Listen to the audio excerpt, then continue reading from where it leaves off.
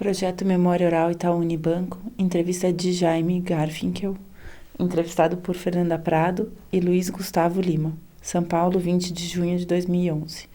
Realização Museu da Pessoa, entrevista número MOIU-HV 038.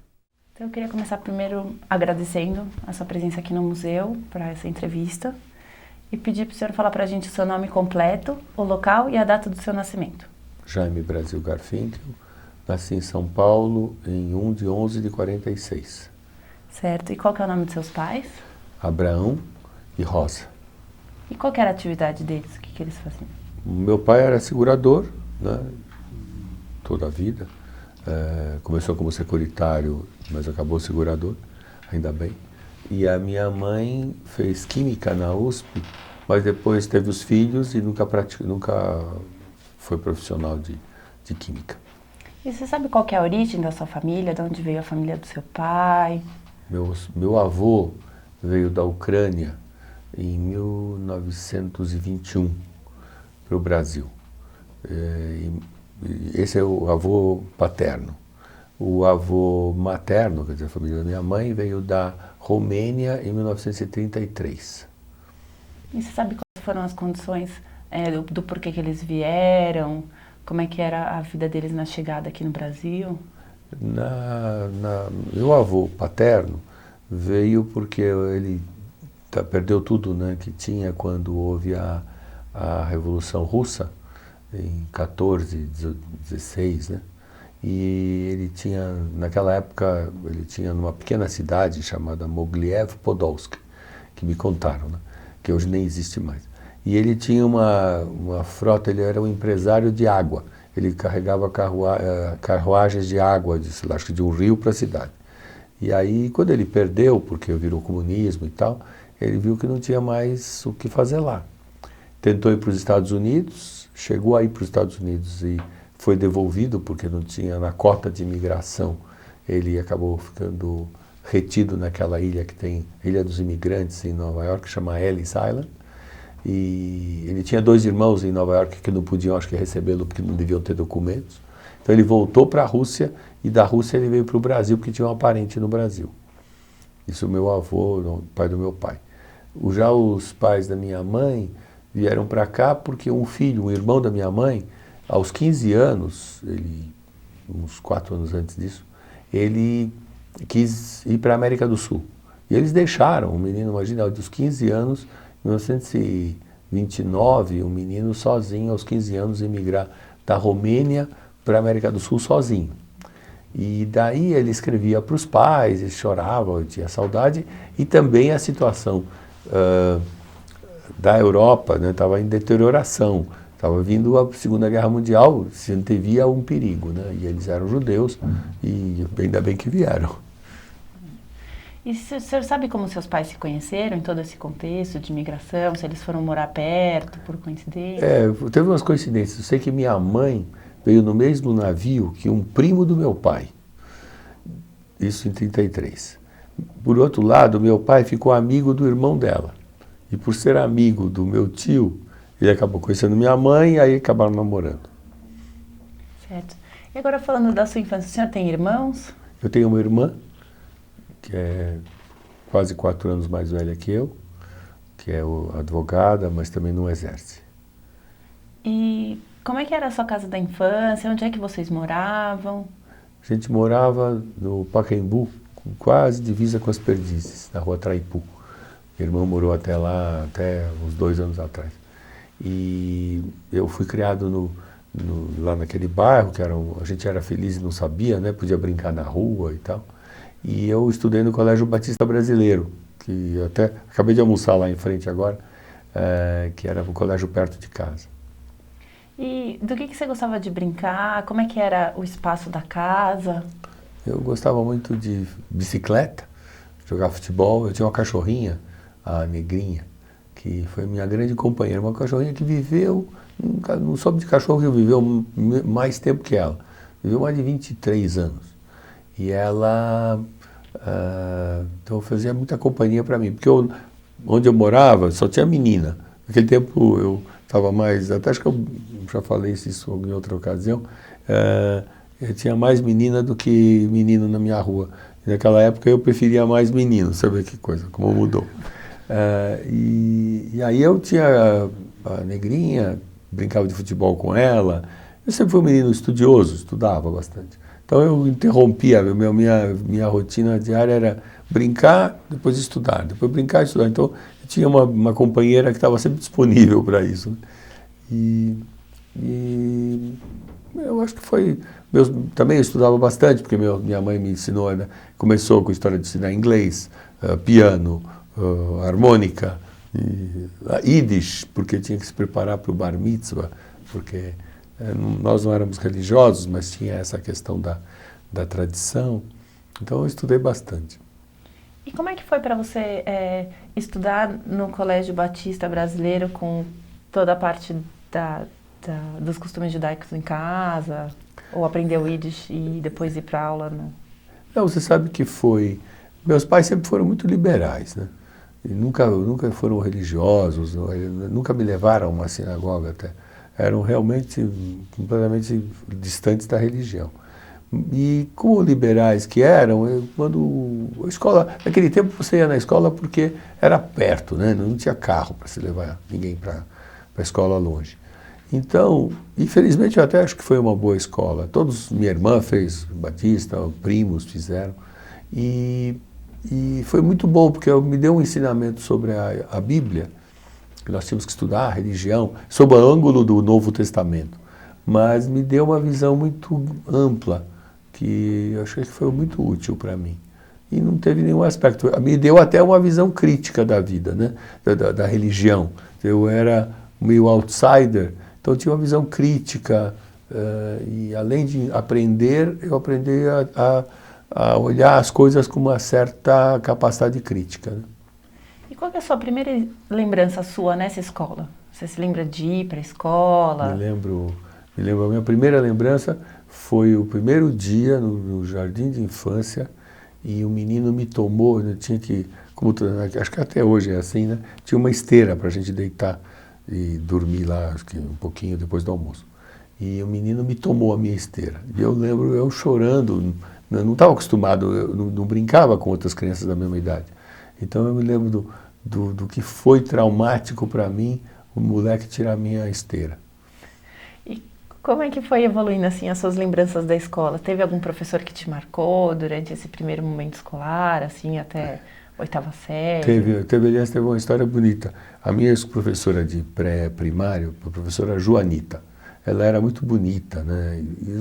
E aí, agora, há uns poucos anos, acho que uns 5, 6 anos atrás, me chamaram para o centenário do Colégio Batista Brasileiro, para homenagem. Me convidaram para falar em nome dos ex-alunos. Aí eu e mais 2 amigos daquela época nos reunimos, fomos tomar um chopp antes, para ver se me inspirava, o que eu vou falar, né? Depois de tantos anos e tal. E aí eu resolvi, os 3, nós conseguimos, rememorando a história, nós rememoramos como nós, mesmo com 5 anos de idade, a gente era apaixonado pela professora Joanita. E aí eu escrevi no meu discurso que nós, meninos daquela idade e tal, desenvolvendo a primeira paixão que era pela nossa professora. E qual foi a surpresa? De que ela estava na plateia, a professora Joanita. Então foi uma coisa super emocionante.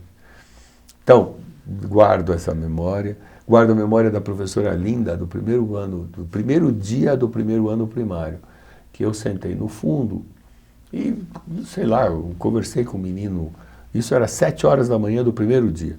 E a professora deu um berro lá na frente que me apavorou de tal maneira que eu virei bom aluno para sempre. Né? Aquele berro me transformou num bom aluno.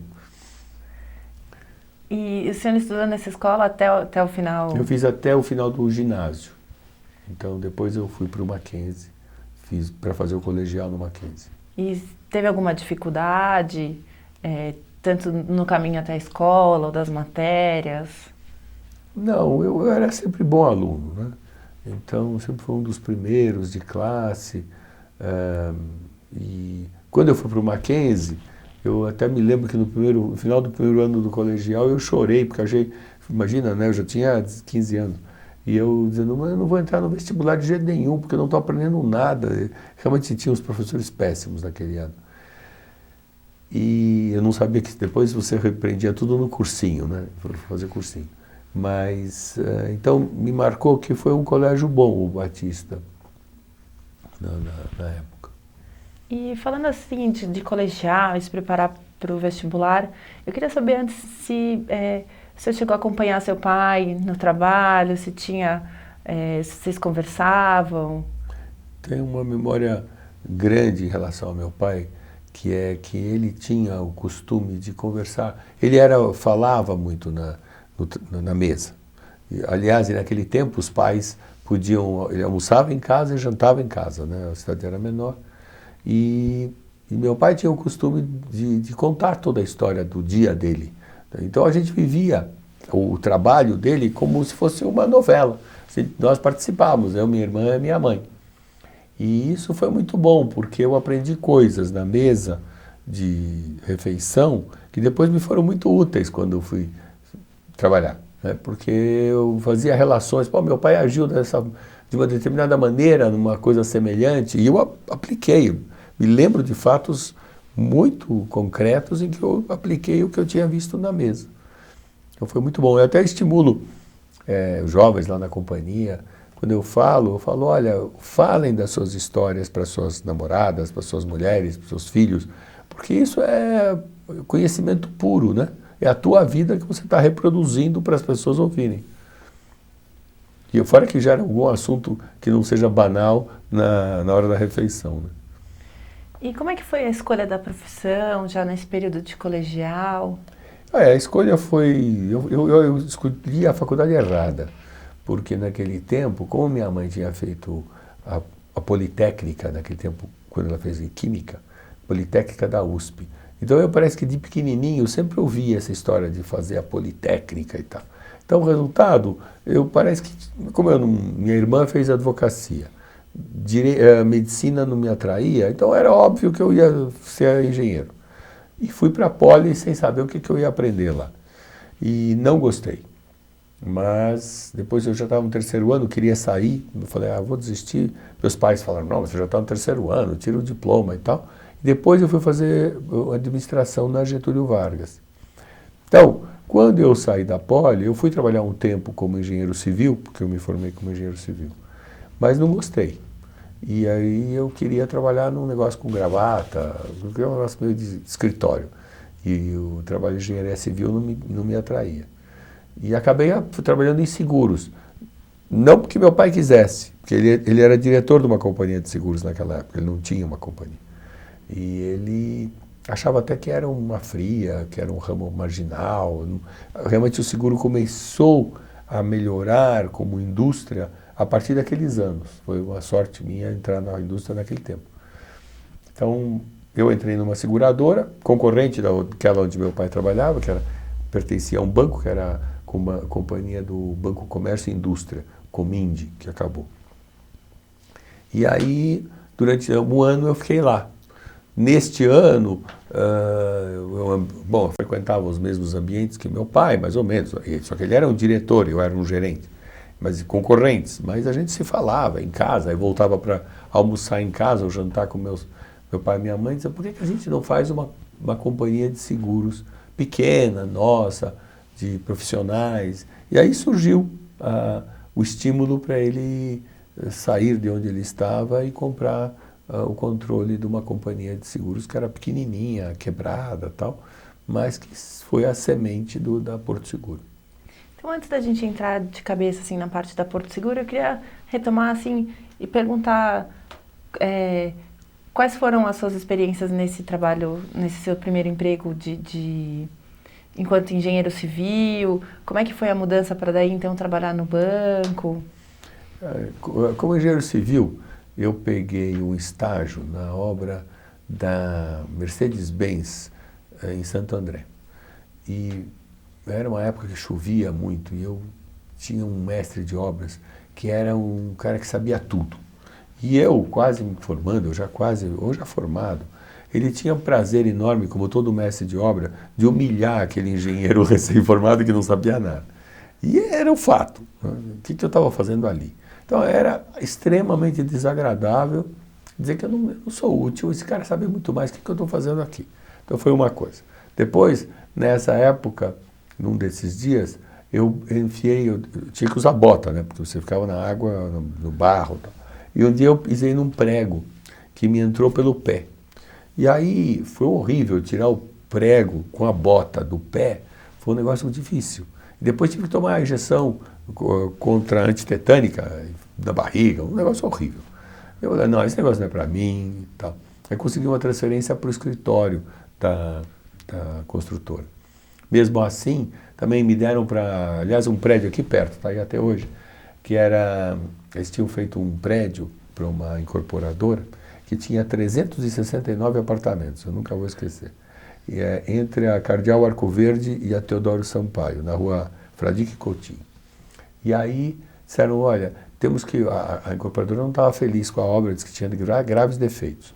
Então a minha função foi ir nos 369 apartamentos, tocar a campainha e perguntar para a dona, que tinha acabado de mudar, se ela tinha algum defeito.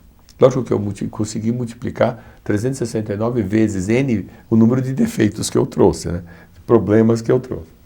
Então, não era uma coisa desafiadora, nem gostosa. Então, por isso que eu fui procurar emprego para sair dali.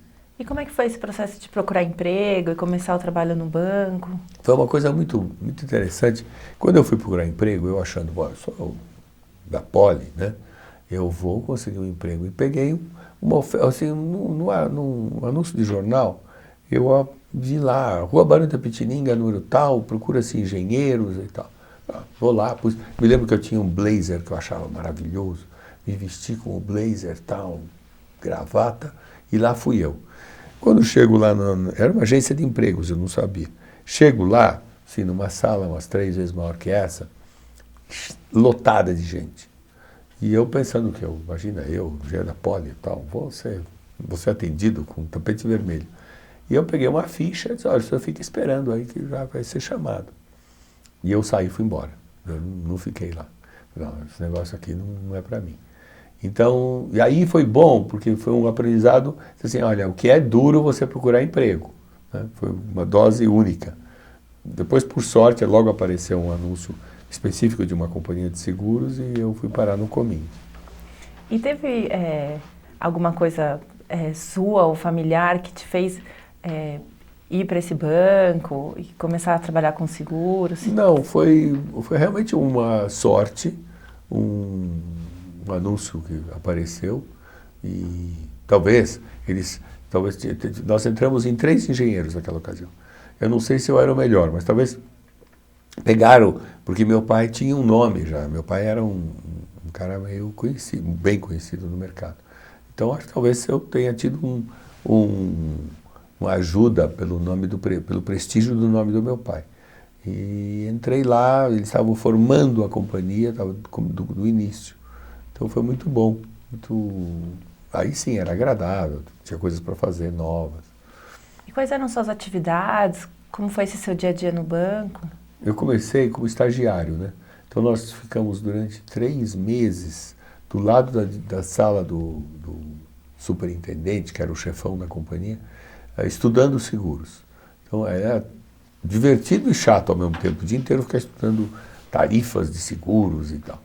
E depois eu fui trabalhar, dividiram as áreas e puseram cada um dos 3 em uma área. Eu fui parar na área de sinistros, que foi um bom aprendizado, até uma sugestão do meu pai. E eu gostava muito do que fazia, né? Então, tudo era agradável.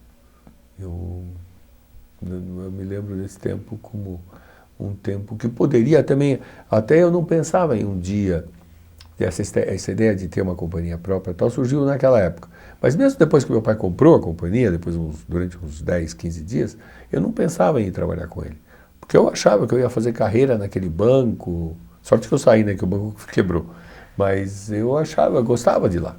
Eu estava feliz lá. E como é que foi esse processo de depois ir trabalhar com seu pai nessa firma que ele tinha comprado? Ela já tinha o nome de Porto Seguro? Como é que... A Porto Seguro já existia desde 45. Meu pai comprou, isso é a história de 72.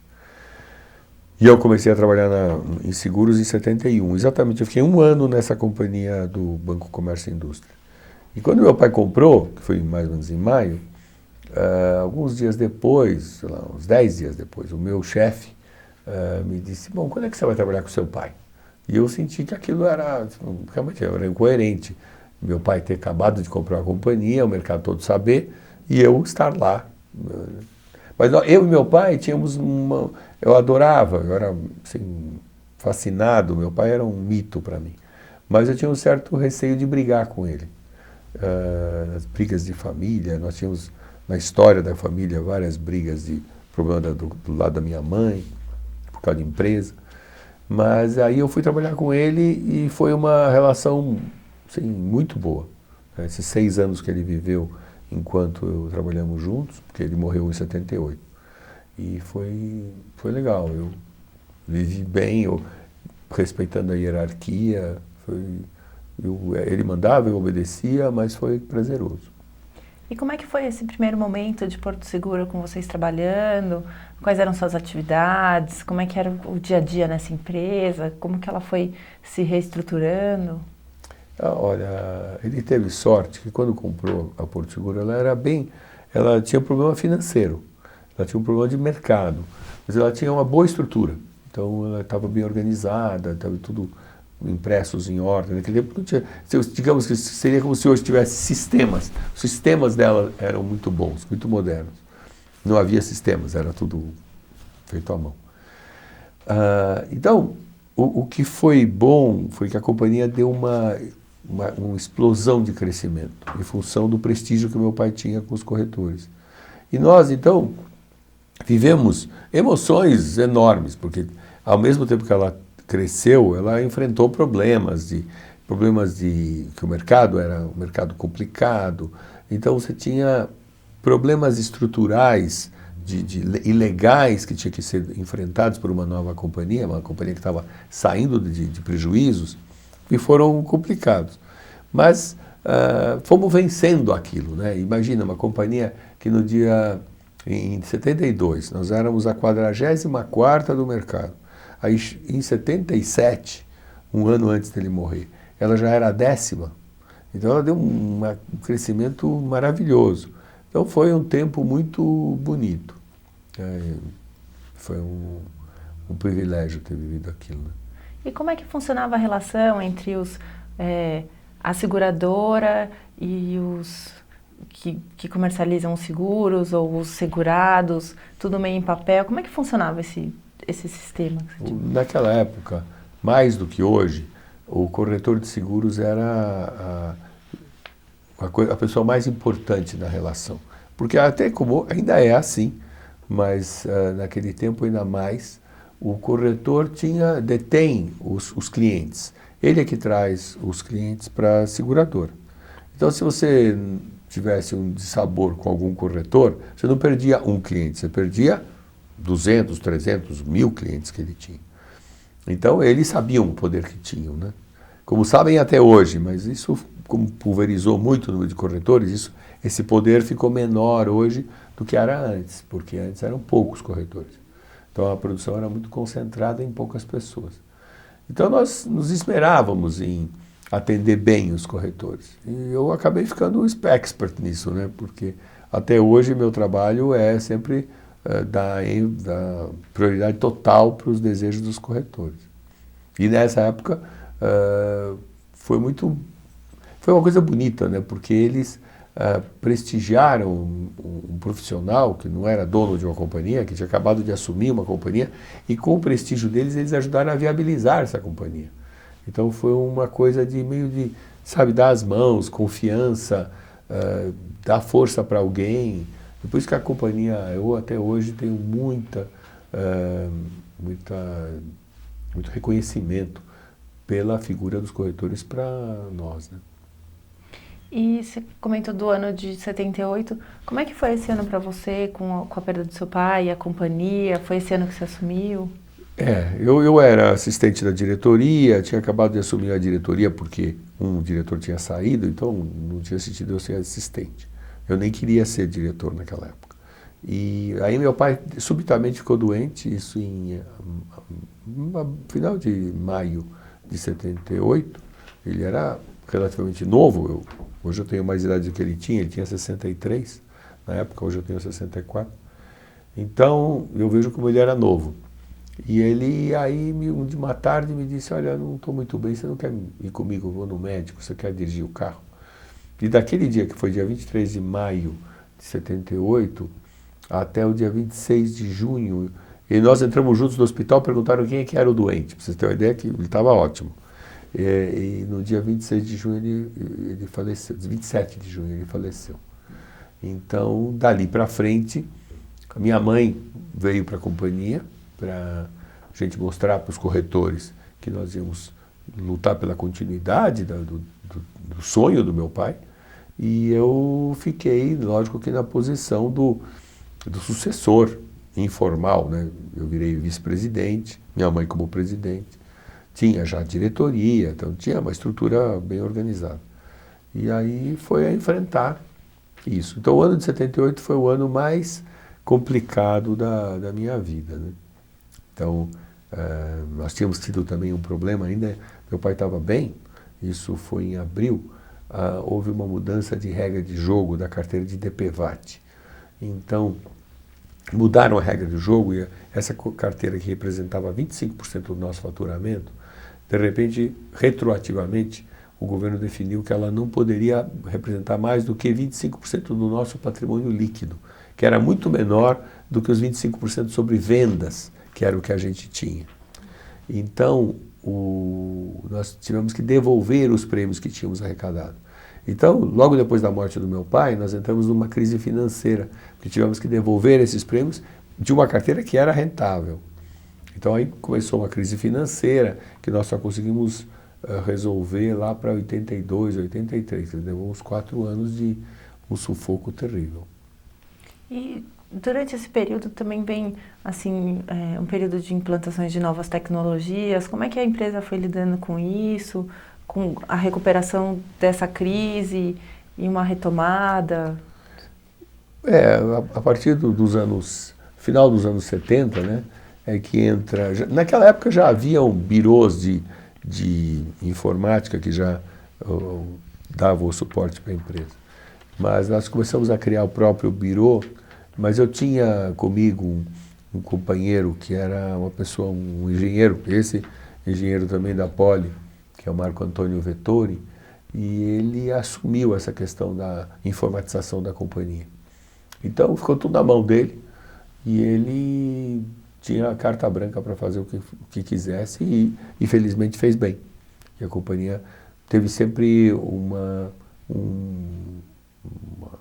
dianteira em relação a concorrentes. Nós sempre fomos ágeis, até porque não tinha burocracia, né? Ele queria fazer, ele fazia e fizemos acertos e bobagens, mas dava para consertar depressa, então foi bom. E ao mesmo tempo também, depois da recuperação dos anos 80, a gente tem um período de alto índice inflacionário, de mudanças de planos de governo. Como é que isso afetou, se isso chegou a afetar a companhia? Olha, isso até foi bom para nós, né? Depois de vendo a história. Naquele tempo era altamente desafiador, você tinha que, muitas vezes, corrigir o preço das apólices, o valor das importâncias seguradas 3 vezes por ano, né? Porque tinha inflação de 50% ao mês, foi uma coisa maluca. Então, isso gerou uma flexibilidade, né? Uma agilidade de processos em todo o mercado brasileiro de seguros. Eu acho que todas as empresas brasileiras se fortaleceram muito nessa época. Daí acho que nós hoje estamos tendo um empresário brasileiro, hoje estamos falando em 2011, um empresário brasileiro bastante flexível, bastante dinâmico. Então, a gente acabou se adaptando à inflação. Então, por um aspecto, com a correção monetária, você amenizava os problemas inflacionários. Então, o sistema andava, né? Agora, quando chegou o plano cruzado, isso foi fundamental para nós, houve o primeiro plano de estabilização, chamado cruzado. Neste plano, houve um congelamento e naquela ocasião assustou muito a quem operava em seguro de automóvel, porque inviabilizaria. Nós tínhamos uma parte do preço do automóvel, do seguro de automóvel, era fixa. E ela ficou congelada. Ela não era uma porcentagem sobre a importância da seguradora, ela era um valor fixo. E aí, muitas companhias sentiram que era hora de parar de operar em seguro de automóvel, porque se o plano desse certo, elas iam quebrar. E nesse momento, nós decidimos continuar a operar com seguro de automóvel, porque eu fiquei numa situação assim, bom, se parássemos de operar em seguro de automóvel, onde nós já éramos destacadamente uma companhia muito concentrada, nós perderíamos o apoio dos corretores, porque os corretores traziam o seguro de automóvel para nós. Então, isso 14 anos depois da compra da companhia. Nós estávamos com a companhia já arredondada, bonitinha, com os corretores. Parar de operar em automóvel significava diminuir o tamanho da companhia brutalmente e não quebrar, mas perder todo o prestígio que tínhamos do tempo do meu pai e que tínhamos mantido. E aí resolvemos continuar. E eu brinco até que tem uma história, que naquele tempo havia o Orestes Quercia, que era governador de São Paulo, tinha dito que havia um congelamento do preço da carne. Então, o resultado, não tinha carne nos açougues, porque a carne, os vendedores não vendiam mais carne. E na minha casa, então, não tinha carne, como na casa de todo mundo. E eu, naquele dilema, puxa, para de operar em seguro de automóvel, ou não para, né? Se para, perde os corretores, se não para, pode quebrar a companhia. E uma noite eu cheguei em casa e tinha um suculento filé mignon. Aí eu falei para minha mulher, mas pô, como é que você conseguiu essa carne, né? Não tá tudo congelado, não tem, ninguém mais consegue. Ah, não, arranjaram, tem um açougueiro que tem um esquema aqui no prédio e que está distribuindo carne para gente, pagando a mais e tal. Então eu falei, opa, esse plano cruzado pode não dar certo. Então eu sempre brinco que esse açougueiro anônimo me deu a indicação de que eu não devia parar de operar em seguro de automóvel. E nessa decisão, nós continuamos, outras companhias pararam e aí virou altamente lucrativo o seguro de automóvel, sem concorrência, e aí a companhia enriqueceu. Foi aí que a companhia deu o primeiro salto de enriquecimento. Ela ficou sólida, foi a partir do plano cruzado. E talvez a partir da dica involuntária do açougueiro. E seguindo os planos, depois veio alguns outros planos, depois entrou o Plano Real, se isso também trouxe mais alguma coisa, se é crescimento da economia ou a venda de... Depois dos planos, houve vários planos, né? E a gente notou que toda vez que houve plano econômico, o que acontecia? As pessoas ganhavam renda, né?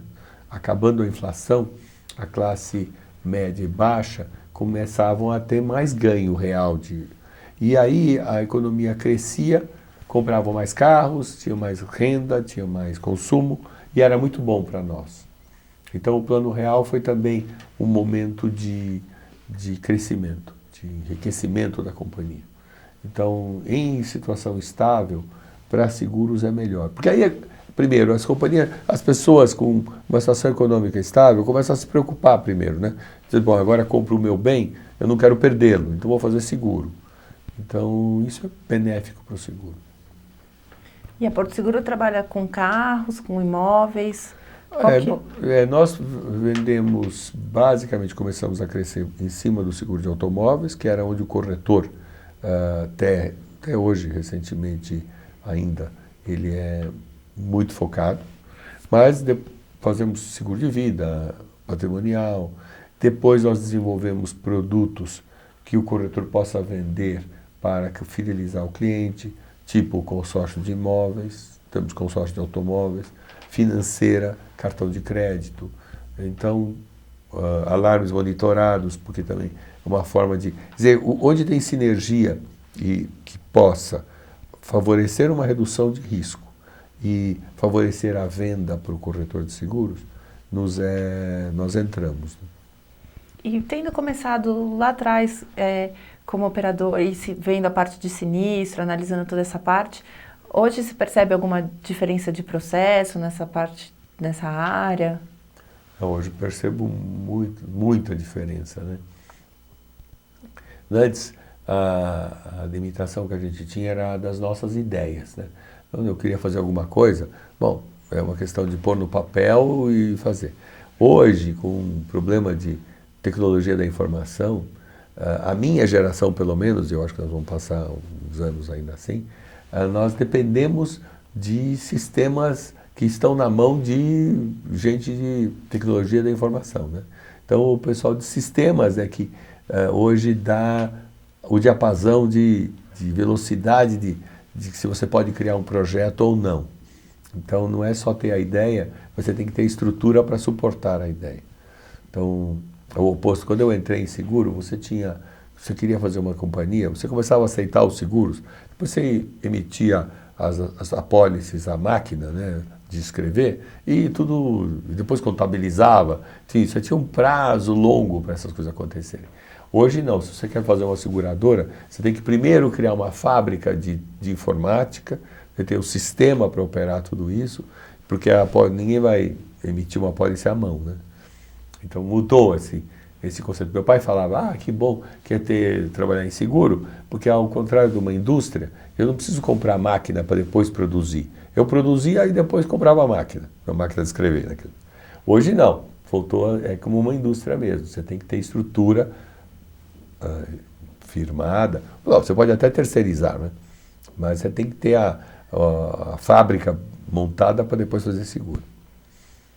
E falando um pouquinho do plano real, né, desses planos, teve um período que a Porto passou pela abertura de capital da empresa. Como é que foi essa ideia? Em que momento que foi isso? Por que foi um processo? A abertura de capital sempre foi um objetivo, porque eu tenho uma irmã. Então ela não estava participando da gestão da empresa. Então ela sentia assim, bom, mas eu estou com os meus bens atados a essa companhia, eu queria ter minha liquidez, né, poder vender. E ninguém compraria as ações dela se fosse uma companhia fechada. Então daí veio a ideia de abrir o capital. E nisso nós acertamos porque pegamos um momento muito bom, que foi a abertura do novo mercado, da Bolsa de Valores de São Paulo, e depois isso deu flexibilidade para nós em termos de, primeiro, criar uma governança mais profissional da empresa e depois criar mecanismos que nos permitiram, por exemplo, fazer o acordo com o Itaú. Criar troca de ações, etc., ficou mais simples, porque já era capital aberto. E como é que é essa relação da empresa de seguros com um banco? Nós temos, no começo, nós sentimos que os corretores de seguros, que são os grandes interessados nesta relação, eles ficaram se sentindo preocupados, porque nós somos conhecidos como uma companhia muito fiel a eles, como eu disse, temos que ser reconhecidos, e eles ficaram preocupados que, poxa, agora a Porto Seguro vai ser uma companhia ligada ao Itaú e tal. Então nós temos, já vai fazer 2 anos, a gente tem demonstrado durante esses 2 anos o respeito pelo corretor de seguro, de forma que o banco não seja um fator de agressão contra os corretores. Por outro lado, a gente sente que é um potencial de novas vendas muito grande, que nós até hoje estamos apenas começando a explorar. Mas é um negócio de longo prazo. Então, a sede da empresa fica lá, em Campos Elíseos? Fica. Um dado da história, quando meu pai comprou, em 1972, a sede ficava na Avenida Paulista, no 1009 da 7º andar da Avenida Paulista. Agora, 2 anos depois, em 72, em 74 a gente viu que eu estava crescendo muito, né? Como eu comentei, imagina uma companhia que cresce dessa forma, de 44ª a 10ª. Então, e nós tínhamos uma revenda de automóveis que tinha comprado um terreno na Avenida Rio Branco e que tinha uma planta aprovada, até para apartamentos. E nós resolvemos aproveitar aquela planta e transformar em escritório e fazer um prédio. E fizemos, em 2 anos, a gente fez uma obra bem simples, concreto aparente, sem parede, só concreto e coluna. E, então começamos a obra em 74 e em 76 nós mudamos para aquele prédio. Então foi, inclusive, um momento muito tocante para mim, né? Que eu imagina, em 72 nós éramos nada. Em 76, o fato de um prédio, sabe, ter construído um prédio era uma coisa incrível. E eu lembro exatamente do dia 15 de novembro de 76, nós mudamos, carregando eu e outros funcionários, não usamos mão de obra externa, usamos alguns caminhões e levamos as mesas nós mesmos para a companhia nova, para o local novo. E lembro daquele sábado em que a gente fez a mudança, né? E foi ali nós começamos então em Campos Elíseos. Depois foram surgindo novos imóveis e a gente foi expandindo ali, porque é uma área relativamente barata, né? E perto do centro, perto da Marginal, perto do metrô. Então ficou um lugar muito bom para nós. Certo, e agora você tem uma pergunta? Acho que agora a gente entra na questão de fusões. A empresa vem crescendo, você vem contando nos últimos momentos agora, Plano Real para cá, e olhando para o setor financeiro, os bancos também estão ocorrendo fusões. Como é que essa mudança no cenário econômico atingiu a Porto Seguro? Olha, eu ainda insisto, quando o pessoal pergunta sobre a vantagem de ser grande, eu acho que a ameaça ainda para as empresas vem do pequeno. Então, eu acho que o grande traz grandes vantagens, mas também traz a complexidade. Então, tem um aumento de complexidade das empresas grandes, que talvez uma pequena empresa focada num determinado segmento, então ela... você está exemplo de... Né, a valorização brutal de empresas de tecnologia que entraram, né, startups que, sei lá, essa semana falando-se em 100 bilhões de dólares para o Facebook. Então, eu acho que essa história das fusões, mergers e acquisitions que acontecem, não é necessariamente, na minha visão, uma coisa que é ou isso ia acontecer ou não, e que vão haver grandes operadores mundiais de alguma coisa. Eu acho que a tecnologia vai permitir até que haja pequenos operadores detendo a tecnologia e podendo operar com a mesma flexibilidade que os grandes. Isso é uma ameaça para os grandes. Então eu não sou tão determinista de que não, teria que ser grande. Talvez em termos de banco, os bancos têm passado por uma fase de busca de economia de escala, mas isso não quer dizer que não possam surgir pequenos focados e que desbanquem pequenos segmentos, os grandes. Quer dizer então que esse cenário não afetou o modelo de negócio da Porto Seguro? Não. Lógico que quando surgiu a oportunidade de fazer um negócio como o que nós fizemos com o Itaú, que até inicialmente surgiu com a ligação com o Bradesco, a primeira oferta foi com o Bradesco. Nós nem nos atreveríamos a pensar nessa hipótese antes de um conselheiro nosso dizer que era possível e o Bradesco concordar. Depois ele voltou atrás e o Itaú concordou e quis continuar. Então, nós não imaginávamos possível e também não, super necessário. A gente achava, não, se não for isso, nós não temos espaço para tocar a nossa vida. Então, eu não acho que é sine qua non, você tem que ter essas associações para sobreviver. E como é que foram as conversas com o Bradesco? As primeiras conversas, essa ideia, a elaboração do plano? No começo, quando esse nosso conselheiro disse da ideia, que tal se a gente pegasse a companhia de ramos alimentares do Bradesco e oferecesse para eles, quer dizer, nós vamos dar melhor resultado do que eles, trabalhamos para eles, só que nós queremos ter o controle. Aí eu disse, será que eles vão topar?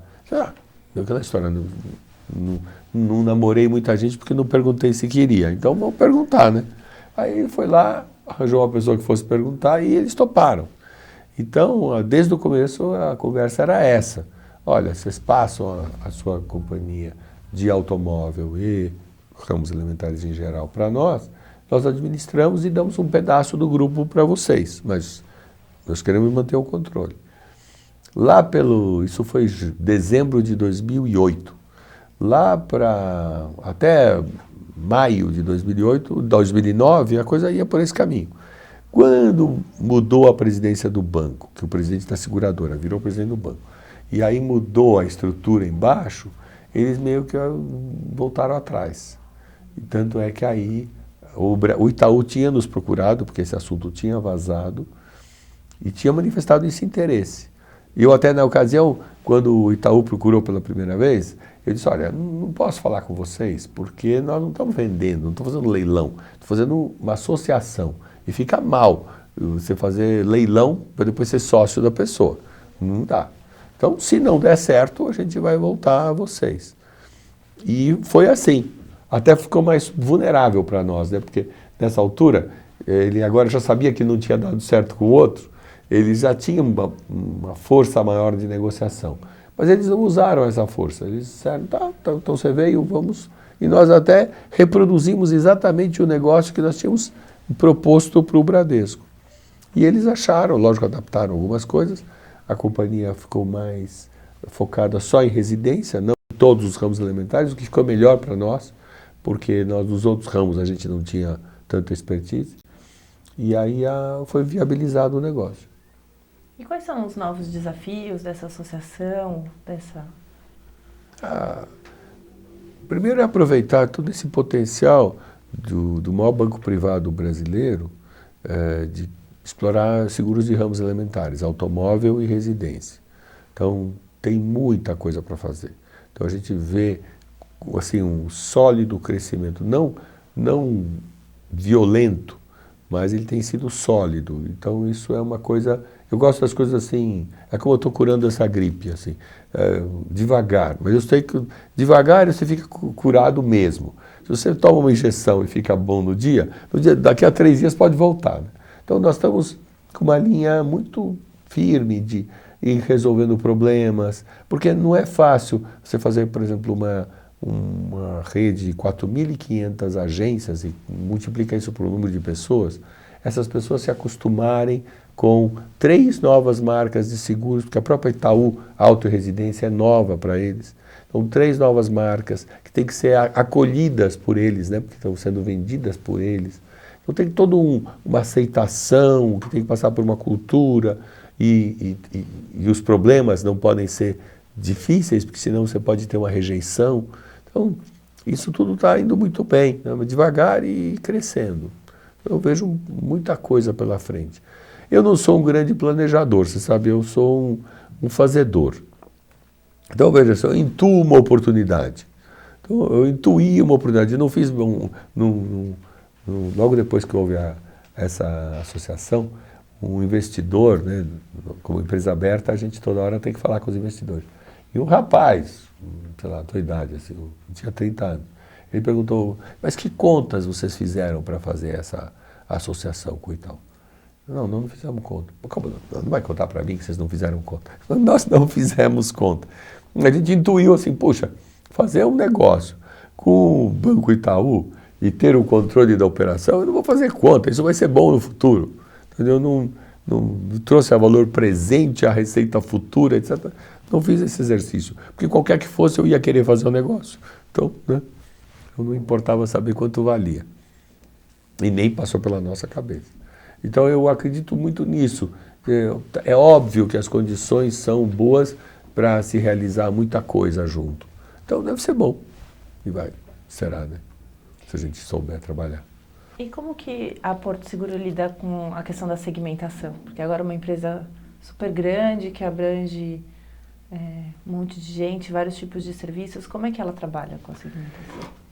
Nós estamos discutindo muito. Não sou só eu sozinho que vou resolver isso, mas na minha visão, eu acho que a viabilização de uma grande empresa, ela vem de transformá-la em muitas empresas pequenas, o mais independentes possíveis. porque eu acho, como eu falei, o grande perigo é a complexidade.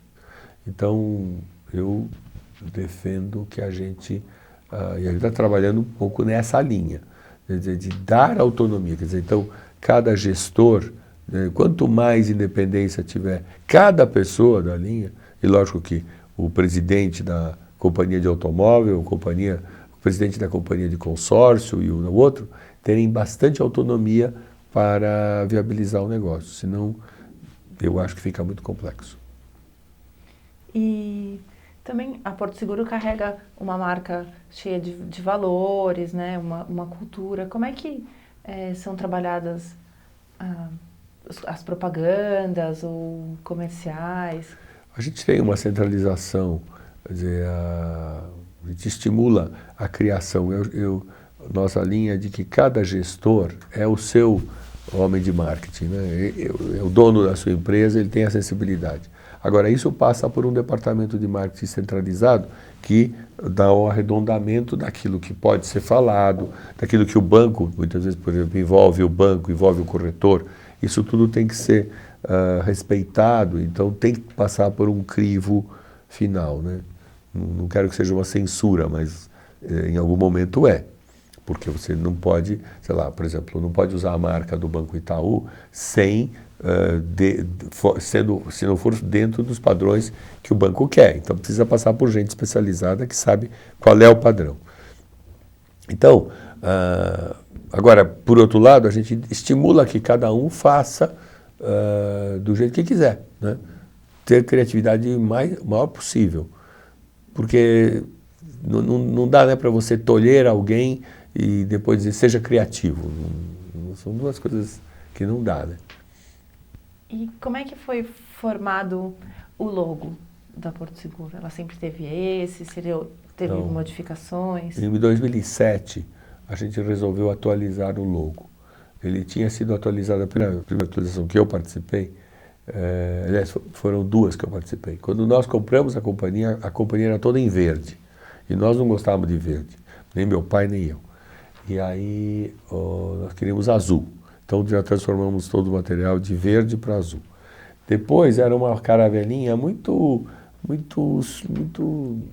fraquinha, assim, sabe? Muito frágil. A imagem da companhia Porto Seguro, mostrava uma caravelinha que qualquer vento derrubava. E aí quando nós mudamos para o prédio novo, desse que eu comentei em 76, em 15 de novembro, nós tivemos que criar uma marca para ficar na porta do prédio. Então nós criamos, o nosso arquiteto na ocasião fez um estudo e fez uma proposta de marca. Mas depois de 76 até a década de 2000, 2007, essa marca ficou embora muito forte, porque ela estava em todos os nossos guinchos, etc., e nós ficamos com muito medo de mudá-la, nós, por outro lado, achávamos que ela precisava ser atualizada. Então fizemos um trabalho bem delicado de conscientização dos corretores e dos funcionários para terem orgulho de uma nova marca na qual nós mantivemos a cor, as cores preto, branco e azul, e o conceito da vela, o conceito do mar, né? Mas ficou mais leve, que hoje é apenas uma vela, e foi muito bem aceito. Mas a gente passou por bastante medo antes de... E aí foi uma experiência também que eu acho interessante, é de você envolver as pessoas. No instante que a gente envolveu os funcionários, envolveu os corretores, então as pessoas de casa começaram a ser defensores da nova marca porque eles participaram da escolha da nova marca. Assim como foi também com o nome da Azul Seguros. Fizemos um concurso interno para descobrir o nome da nova companhia. Então todo mundo participou, então aí fica mais fácil de ser aceito.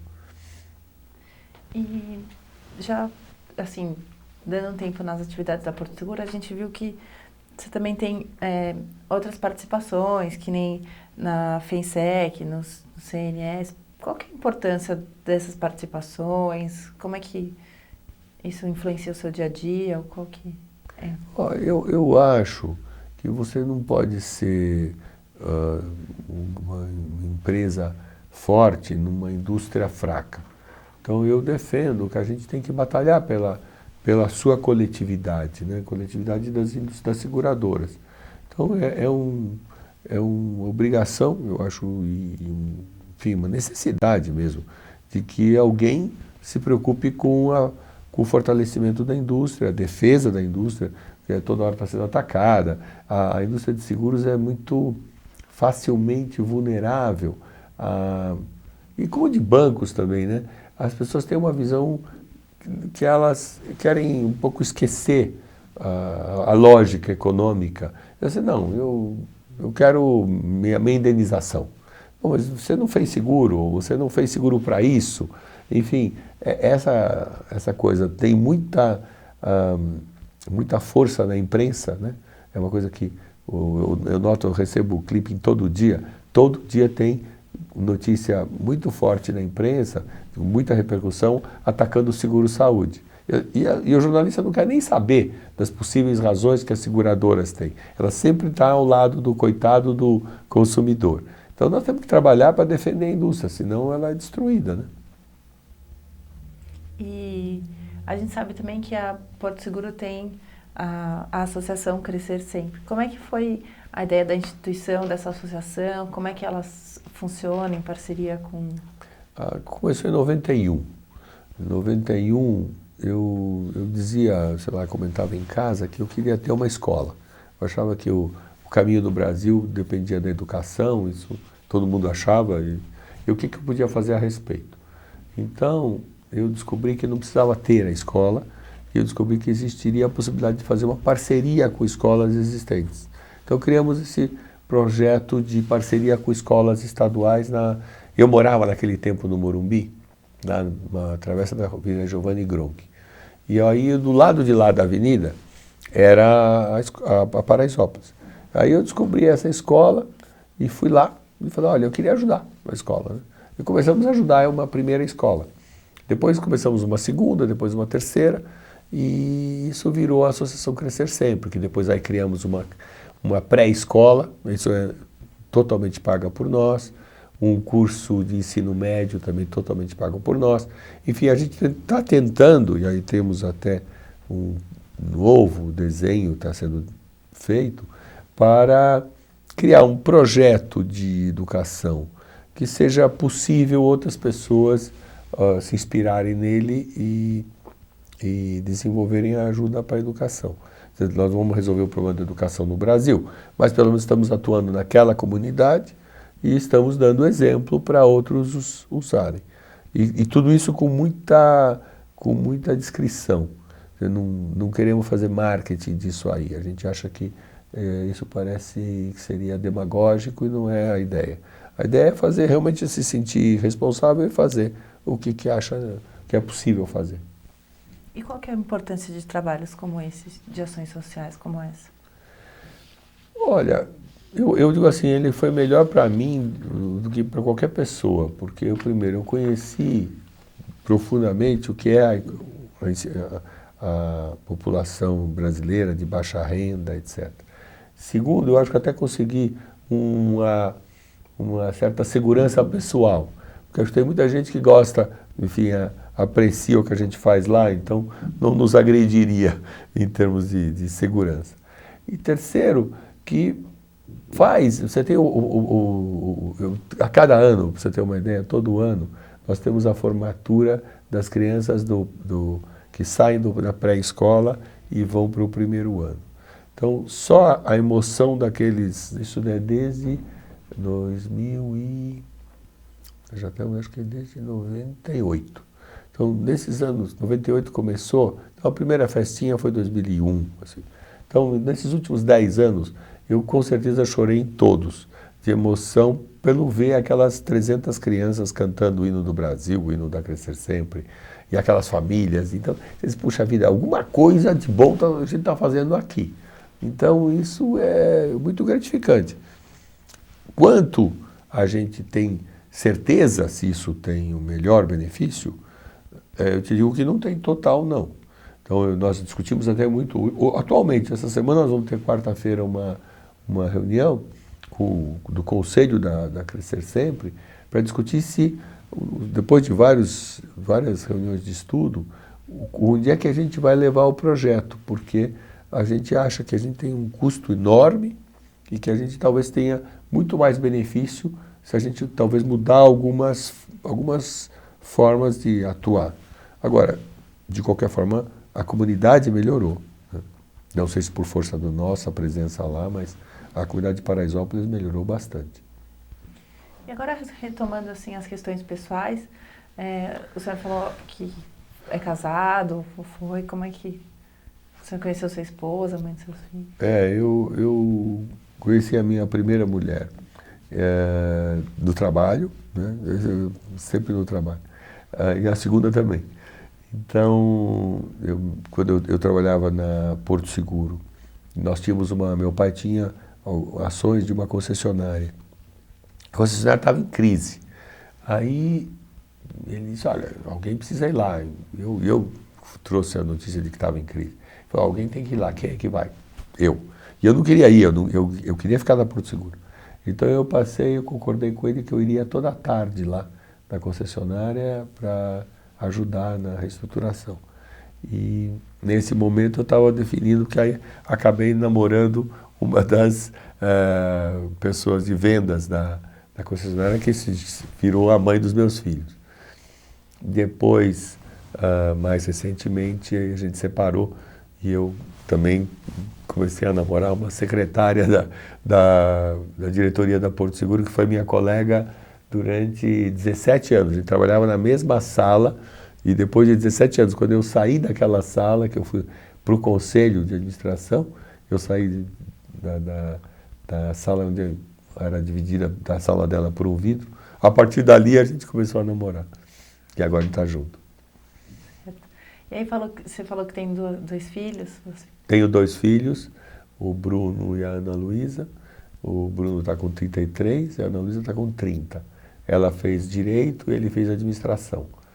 E só ele está na companhia, como superintendente de sinistro de automóvel. E o que o senhor gosta de fazer nos momentos de lazer? Eu acho que eu fiquei nas mesmas coisas que eu tinha quando eu era criança. Eu gosto de... no futebol eu não jogo porque não encontro quem queira jogar comigo. Mas bicicleta, gosto de correr, gosto de fazer tudo que é esporte. Gosto nós temos viajado muito de bicicleta.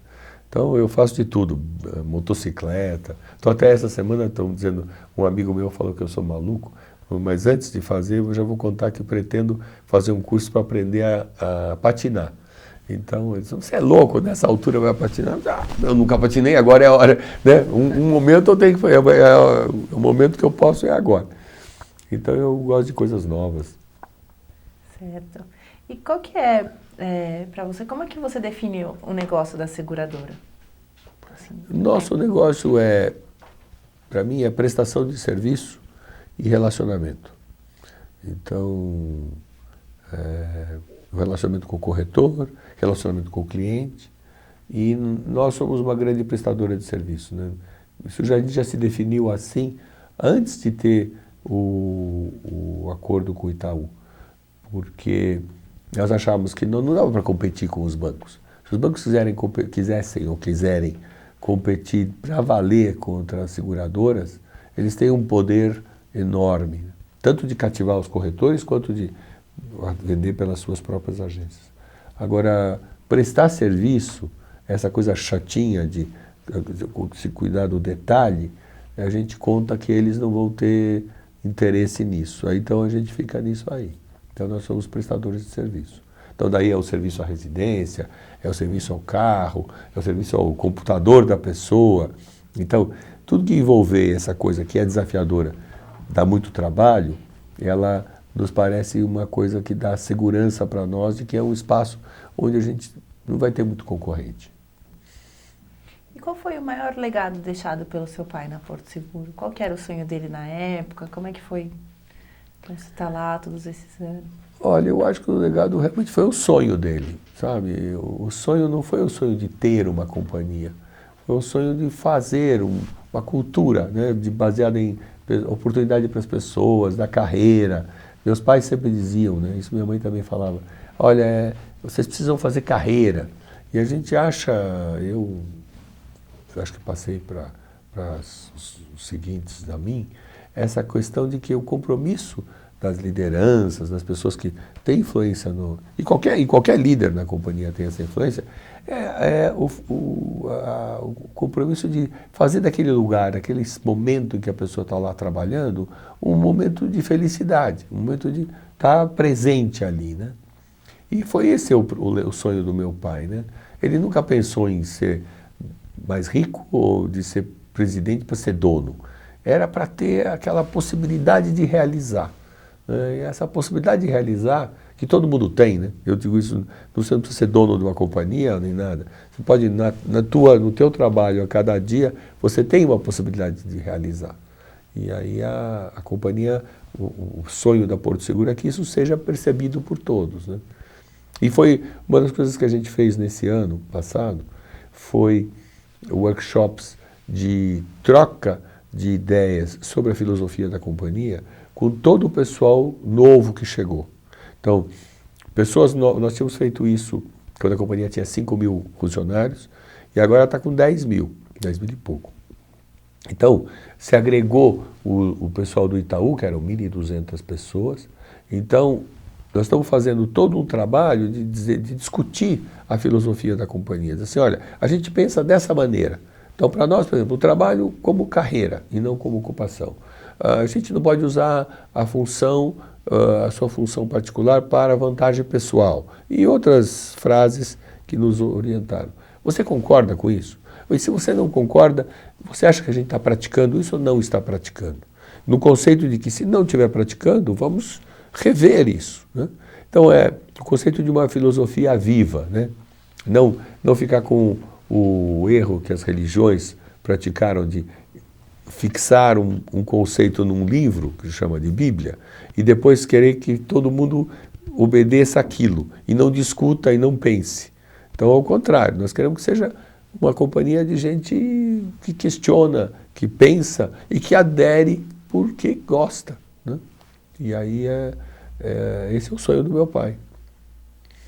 E apesar de ser um fazedor, assim, como é que você vê a empresa daqui a uns 5 anos, a seguradora? Eu espero que se mantenha esse espírito, porque eu tenho ouvido, né, de que, enfim, os resultados desse modelo, dizendo que não foi nunca um modelo de crescer, de ser a maior, de passar os concorrentes, nunca foi, né? E os concorrentes não acreditam nisso, né? Eles pensam, isso aí é uma estratégia e tal. Até pode ser uma estratégia, mas sinceramente, eu não acho que não leva a nada você, aquela história de dizer, cara, eu quero ser rico. Não é por aí que você vai ser. Né? Você tem que gostar do que faz, fazer bem o que você faz e de repente você será. E quando você for, você vai descobrir que não valeu, não fazia diferença nenhuma. Então, o que eu queria que daqui a 5 anos as pessoas percebessem isso. Uma vez eu falei numa reunião de gerentes que pegou muito bem, eu vou aproveitar para repetir, né? Eu disse, olha, vocês estão vendo que eu estou aqui, isso quando a companhia já estava bem, sei lá, uns 10 anos atrás. Eu disse, olha, um dia eu poderia pegar e ter um barco e ir para estar velejando nas Bahamas, né? Eu posso. Então, por que eu não vou, né? Então eu não vou pelo mesmo sentimento que eu espero que vocês, vou lutar para que cada um possa ter um barco que possa ir para as Bahamas. Então, vamos enriquecer juntos, vamos. Mas o sonho é que todos possamos ir, mas que a gente não vá, que a gente prefira ficar aqui, né? Eu acho que essa é a coisa, não é para ganhar dinheiro. Lógico, para ter conforto, para ter alegria, etc., mas o prazer mesmo está em realizar, né? Esse é um negócio que acho que foi um valor que meus pais me passaram e que eu estou tentando passar para... Acho que um pouco ficou. Qual que o senhor acha que foi sua maior realização na Porto Seguro? Ou principal realização, algum momento que ficou marcado? Olha, lógico que teve momentos, assim, essa associação com o Itaú foi o coroamento de uma carreira. Eu acho que foi em função de uma confiança que eles tiveram, que a gente é sério, que dava para fazer negócio com a gente. Mas isso é o coroamento de muitos e muitos dias, né? Não é que é um evento, né? O evento mesmo acho que é aquela coisa, a cada segunda-feira é o desafio de enfrentar aquela semana, enfim, eu acredito no passo a passo, né? Então, teve grandes momentos, lógico, abertura de capital, compra da Azul, enfim, fechamento de algumas empresas que nós tivemos que, até demoramos para fechar, mas que fechamos, saímos fora de certos segmentos, e que eu não vou dizer, não foi planejado, mas foi bem feito na época, agora olhando a história. Mas isso tudo foi fruto não de uma grande ideia, foi que é uma soma de todo dia discutir alguma coisa, você chegava a uma conclusão e depois realizava. Então, foi uma soma de dia a dia, dia a dia. Né? E antes da gente ir para as finais, tem alguma coisa que a gente deixou de perguntar que você gostaria de deixar registrado? Algum momento? Não me ocorre agora, não me lembro. Tá certo. E o que você acha do Grupo Itaú resgatar a sua memória através da história dos seus colaboradores? Acho que vai ser rico. Eu estava comentando até que nesse mundo, eu não sei o que a gente vai fazer com tanta informação, né? Depois nós vamos ter que ter uma síntese dessas coisas. Mas o Itaú deve ter, e tem, lógico, um pouco que eu já conheço da história, tem o livro do Olavo Setúbal, a história do Olavo, não sei se vocês leram, mas não li inteiro, mas tem coisas brilhantes ali. Então tem uma história, né? Você não faz um negócio desse tamanho com gente que não é brilhante, né? Então tem histórias brilhantes, mas não é só gente brilhante, é relacionamento, né? É você criar relações de confiança. Então é gente, né? Tudo é gente. Eu acho que posso dizer, minha convicção é que a parte técnica você faz. Agora, qualquer um acaba fazendo, né? Então, vamos fazer uma seguradora. Você monta uma seguradora. Agora, como é que você consegue depois juntar as pessoas, né, ver que elas venham toda semana, que elas não briguem, que elas consigam a confiança do consumidor, né? Então, é aí que está Então, isso não se copia, né? Isso são relações. Então, dá esse conceito de uma mensagem, né, de conhecer a personalidade das pessoas, para ver no futuro alguém pegar aqui, fazer relações e tirar uma lição, eu acho que é uma bela ideia. Espero que eu sirva, né, que na hora dessa contribuição eu usem o meu depoimento. E o que o senhor achou de ter participado dessa entrevista, de sentar aí e contar um pouco da sua história pra gente? Uma delícia, né? Você imagina, eu vou no psiquiatra, tenho que pagar, que eu não paguei nada para falar da minha vida. É uma delícia, foi um prazer. Tá certo. Então, em nome do Espaço Memória e do Museu da Pessoa, a gente agradece. Tá, obrigado.